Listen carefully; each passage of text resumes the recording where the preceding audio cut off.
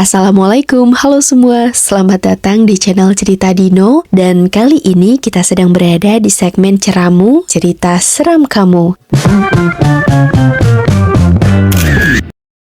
Nah, di segmen Ceramu ini, aku akan membawakan cerita horor kepada teman-teman semua, entah itu cerita horor pengalaman pribadi atau cerita seram dari orang-orang di sekitar. Tentu aja, teman-teman juga boleh berbagi pengalaman kalian di sini dengan cara mengirimkan cerita kalian ke email ceritadino@gmail.com. Kenapa? Ya, agar teman-teman yang lain juga bisa merasakan sensasi horor dari cerita serammu. Sebenarnya bukan cuma cerita horor aja sih, teman-teman juga bisa mengirimkan cerita yang lain, entah itu pengalaman lucu, seneng, sedih, atau pengalaman inspiratif lainnya. Ya, siapa tahu dari cerita kalian itu ada pengalaman berharga yang bisa kita ambil pelajarannya. Nah, jadi di segmen Ceramu kali ini, aku akan membawakan sebuah cerita seram atau horor lagi, yang mana cerita ini aku dapat dari temanku sendiri. Kali ini kita sebut saja beliau dengan panggilan Bunda Bintang ya.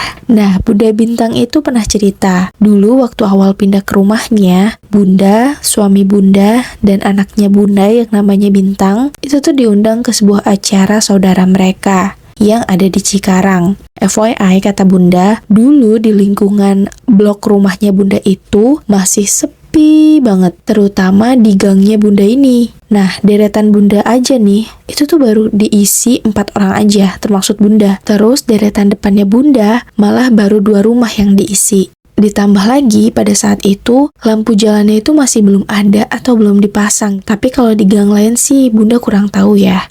Jadi kebayangkan betapa sepi dan mungkin kesannya kayak agak horor lah ya kalau malam. Tapi hal ini tuh dirasa mungkin cukup wajar ya, karena kebetulan unit rumah yang ada di blok itu baru selesai dibangun, dan itu juga belum selesai semua. Nah, singkat cerita, berangkatlah Bunda malam itu ke pesta saudaranya. Dan pada saat itu, mereka berangkatnya setelah sholat maghrib.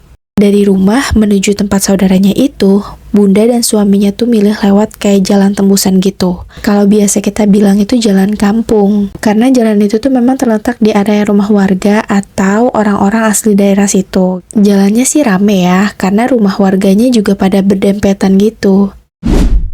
Nah, singkat cerita, sampailah Bunda di kediaman saudaranya. Setelah acara pestanya selesai, Bunda dan keluarga pulanglah ke rumah lagi. Dan pulangnya juga ya lewat jalan kampung tadi. Cuma bedanya kalau tadi pas berangkat kan rame ya, namanya juga habis maghrib gitu loh. Nah, pas pulang dan ngelewatin jalan tembusan tadi lagi, itu tuh udah sepi banget. Ya mungkin wajar ya, karena kalau Bunda nggak salah ingat, waktu itu tuh udah mau sekitar jam 10-an gitu. Tapi alhamdulillah perjalanan menuju pulang ke rumah tuh lancar, dan singkat cerita sampailah Bunda di rumahnya.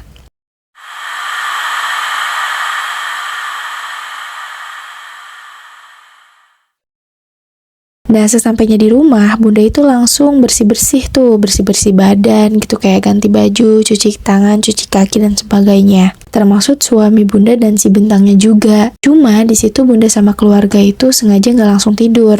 Soalnya kayak nggak bisa aja gitu loh tidur cepet. Biasanya tuh Bunda sama suami Bunda tuh tidurnya di atas jam 10 malam. Kenapa? Karena kalau Bunda sama suami itu tidurnya di bawah jam 10 malam, bukannya tenang, bawaannya tuh malah was-was. Karena pada waktu itu, sekali lagi, blok rumahnya Bunda itu masih sepi banget. Jadi takutnya malah ada maling gitu loh. Terus ditambah lagi pada saat itu, setiap gang itu belum ada portal kayak sekarang. Ya, namanya juga baru selesai dibangun gitu. Jadi ya seperti itulah. Nah, singkat cerita mungkin karena udah pada kecapean ya, akhirnya semua pada ketiduran nih. Si Bintang tidur di kamar belakang, Bunda sama suaminya ketiduran di ruang TV. Cuman karena Bunda kalau tidur itu harus matiin lampu, jadi pindahlah Bunda ke kamar depan dan tidur sendirian di sana. Tentu pastinya dalam kondisi lampu kamar dimatikan ya. Lah, suaminya nggak diajak. Jawabannya enggak guys, soalnya kalau dibangunin katanya kasihan cenah. Ya Bunda. Oke, lanjut. Nah, pas Bunda udah pindah ke kamar, niatnya tuh kan Bunda mau tidur lagi ya, tapi kok kayak nggak bisa tidur gitu loh. Di situ tuh Bunda ngerasa gelisah banget, dan tiba-tiba aja Bunda ngerasa kayak ketindihan gitu. Cuma kan biasanya ketindihan atau erep-erep itu kejadiannya kan pas tidur ya. Nah, yang Bunda alamin itu justru pas Bunda belum tidur. Tapi kalian tahu nggak? Bukannya bisa bangun, Bunda itu malah ngeliat sesuatu yang bikin merinding sebadan-badan. Jadi, pas Bunda gak sengaja ngeliat ke arah jendela, di luar itu ada sosok yang kayak ngintip-ngintip. Tapi pada saat itu, Bunda tuh liatnya kayak cuman bayangan aja gitu. Terus, lama-lama, sosok itu tuh tembus dari depan kamarnya Bunda, terus masuk ke kamarnya Bunda, dan berdiri pas banget di atas kepalanya Bunda. Sosoknya itu bisa dibilang semacam kayak kuntilanak gitulah ya. Nah, belum habis rasa kaget dan takutnya Bunda karena sosok yang ada di atas Bunda, tiba-tiba Bunda dikagetin lagi sama suara anak kecil. Di mana suara anak kecilnya itu lagi main mobil-mobilan di samping Bunda. Kalau kalian nebak itu si Bintang, bukan. Kan tadi udah dibilang kalau si Bintang itu udah tidur di kamar belakang. Lah, terus jadi yang mainan mobil-mobilan itu siapa dong?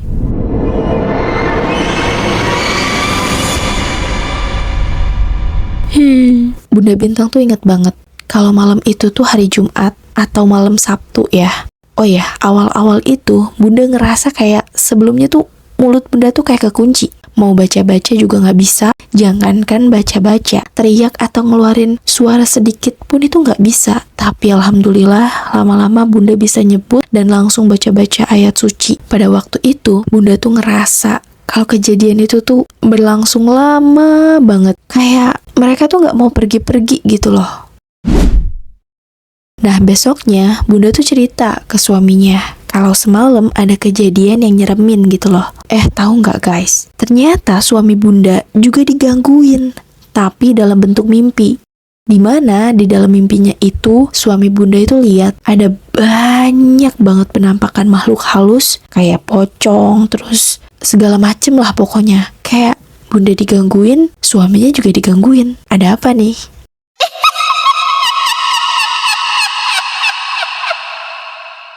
Karena di sini Bunda sama suaminya itu cukup peka, jadi suaminya Bunda itu inisiatif buat cerita ke teman ngajinya. Dan kebetulan beliau itu juga paham dengan hal-hal yang semacam itu gitu loh. Singkat cerita, malamnya tuh baru tuh temannya suaminya Bunda itu datang ke rumah. Tujuannya sih buat ruqyah rumah ya. Nah, proses ruqyahnya ini berlangsung sekitar jam 12 malam. Terus nih ya, kata temennya suaminya Bunda, penghuni sini tuh masih kebanyakan makhluk gaibnya daripada manusianya. Ya kan emang ya, kan pada saat itu tuh kayak cuman baru beberapa rumah doang yang diisi. Terus nih, kebetulan lagi pas banget malam itu di grup, ibu-ibu di grup pada nanya, kayak denger nggak ada jerit-jerit katanya malam-malam. Waduh, jerit-jerit apa tuh? Cuman pada saat itu Bunda tuh nggak ngikutin prosesi ruqyah rumahnya. Jadi cuman suaminya Bunda sama temennya suaminya Bunda aja. Jadi proses ruqyahnya itu cuman ngaji aja gitu, baca Al-Quran, terus baca ayat-ayat suci dari malam tadi sampai subuh. Nah, di sini tuh ada plot twist teman-teman. Plot twistnya adalah ternyata perempuan yang semalam datang ke Bunda, yang tiba-tiba tebus tembok terus berdiri di atasnya Bunda, ternyata perempuan itu tuh lagi mau jemput anaknya yang ada di rumah Bunda. Anaknya yang mana? Yaitu anak yang kedengeran lagi main mobil-mobilan itu. Iya, jadi kalau kita flashback ke belakang, teman-teman ingat nggak? Kan waktu Bunda habis maghrib itu kan berangkat ya, mau ke pesta saudaranya. Nah, itu kan ngelewatin jalan tembusan atau jalan kampung gitu kan. Nah, di deket jalan tembusan itu, kehalang satu rumah warga. Di situ tuh ada sebuah kuburan keluarga. Nggak cuma satu sih, kalau aku nggak salah inget tuh ada beberapa gitu. Dan sampingnya itu pohon besar. Pohon yang besar banget. Kalau beringin sih enggak, tapi mungkin lebih mirip trembesi gitu loh. Yang buahnya itu kayak panjang-panjang, kayak asem, cuman itu hitam keras gitu. Dan berbatasan juga sama blok di perumahannya Bunda. Nah, ternyata pada saat maghrib itu, bunda itu tuh udah diikutin sama anak kecil itu. Kenapa? Karena ternyata bunda itu sedang hamil. Kalau kata bunda sih, bunda aja belum tahu. Karena baru telat beberapa hari doang. Ya, mungkin namanya orang hamil walaupun itu masih baru gitu ya, wangi, dan jadinya ngundang anak kecil itu ngikut sama bunda. Dan sampailah ke rumah bunda, gitu. Nah ini nih, si Mami Kunti itu tuh nyariin anaknya mungkin ya. Terus kemana gitu anaknya pergi. Oh ternyata anaknya itu mampir ke rumahnya bunda. Akhirnya si Mami Kunti itu nyamperin ke rumahnya bunda. Kayak seolah-olah mau jemput anaknya itu pulang gitu. Ye Mami.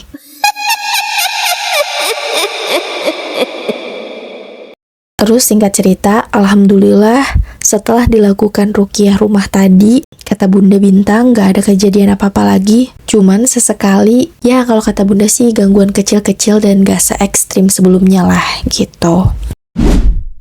Nah, pas Bunda hamil anak kedua atau adiknya si Bintang, Bunda tuh udah jarang keluar-keluar rumah. Kecuali kalau misalnya ada hal penting kayak misalnya ngaji atau memang ada keperluan. Nah singkat cerita Bunda lahiranlah adiknya si Bintang atau kita sebut saja dengan sebutan atau panggilan Bulan.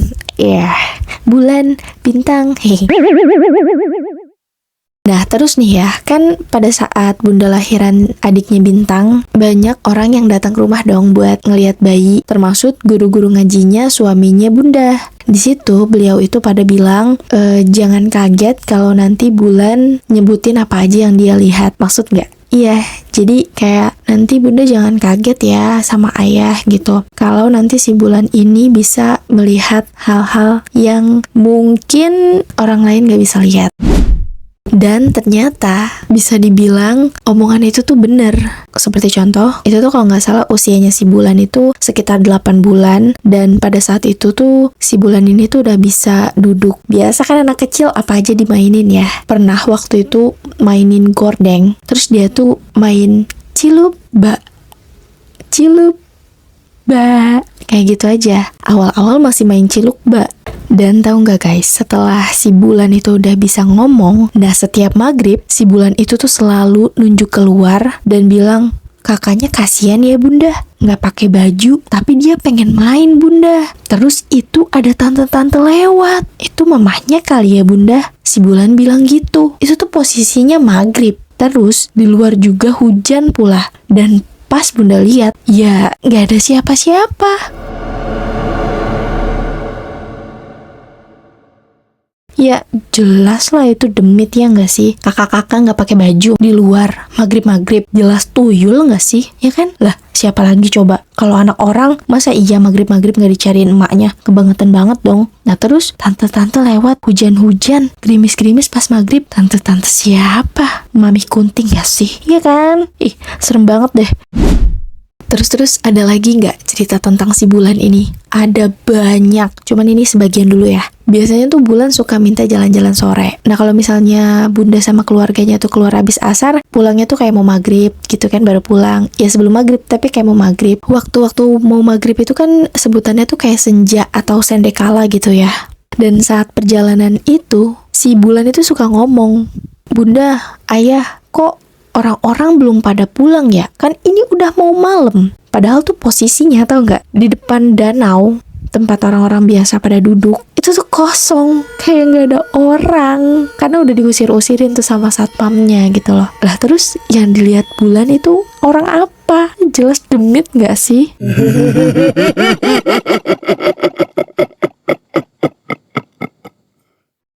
Terus ditimpalin lah sama suaminya Bunda, alias ayahnya si Bintang. Iya, nggak apa-apa. Yang penting mereka nggak ngajakin Bulan main ya, terus nggak ikut ke rumah juga. Kan udah malam. Kalau mereka mau ikut, jangan boleh ya. Gitu. Ada lagi, kalau misalnya Bunda itu ke pasar, Bulan kan sering ikut ya. Nah, kalau misalnya Bunda ke pasar, si Bulan tuh nggak pernah mau ikut turun. Maunya nungguin di parkiran. Kata si Bulan takut Bunda. Tahu sendiri kan kalau pasar itu kan tempatnya hal-hal semacam itu banyak lah ya gitu. Oke, itu tadi cerita atau pengalaman horor yang dialami Bunda dan keluarga, khususnya Bunda sama si Bulan. Tentu aja kalian boleh percaya atau enggak, itu kembali ke individu masing-masing, tetapi tolong harus saling menghargai dan menghormati ya. Dan semoga cerita ini bisa menghibur, serta menambah koleksi cerita horor kalian di rumah. Terima kasih sudah menonton, dan sampai jumpa di episode Ceramus selanjutnya. Wassalamualaikum.